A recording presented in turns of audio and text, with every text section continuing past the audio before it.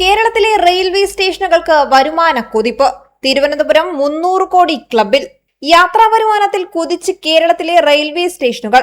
2025-26 സാമ്പത്തിക വർഷം Thiruvananthapuram railway station 300 കോടി ക്ലബിൽ ഇടം പിടിച്ചു. 319.21 കോടി രൂപയാണ് സ്റ്റേഷൻ നേടിയത്. മുൻവർഷം 288.32 കോടി രൂപയായിരുന്നു. എറണാകുളം ജംഗ്ഷൻ 267.50 കോടി രൂപ നേടി. മുൻവർഷത്തേക്കാൾ 17.55 കോടി രൂപയാണ് വർധന. കോഴിക്കോട് 28.51 കോടി രൂപ വർദ്ധിച്ച് 218.63 കോടി രൂപയിലെത്തി. സംസ്ഥാനത്ത് കൂടുതൽ വരുമാനമുള്ള മൂന്നാമത്തെ സ്റ്റേഷനാണിത്. 7ാം സ്ഥാനത്തുണ്ടായിരുന്ന കണ്ണൂർ 136.11 കോടി രൂപ വരുമാനത്തിലൂടെ 6ാം സ്ഥാനത്തേക്ക് കയറി.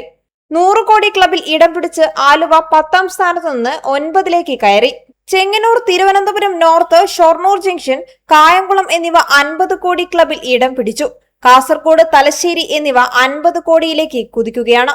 2024-25 വർഷം ദേശീയപാതയിലെ പ്രവൃത്തിയും മണിക്കൂറുകളുടെ വൈകലും ചെറിയ ദൂര യാത്രക്കാരെ തീവണ്ടിയോട് അടുപ്പിച്ചപ്പോൾ 2025-26 വർഷം ഗുണം ചെയ്തത് തീവണ്ടികളുടെ സമയ കൃത്യതയും സ്റ്റേഷനുകളുടെ വിപുലീകരണവുമാണ്. റിസർവ് യാത്രക്കാരുടെ വരുമാനത്തിനോടൊപ്പം അൺറിസർവ്ഡ് യാത്രാ വരുമാനവും കൂടി. 2024-25 വർഷത്തെ കണക്കുപ്രകാരം കേരളത്തിലെ 2 വന്ദേ ഭാരതുകളുടെ വരുമാനം 163 കോടി രൂപയാണ്.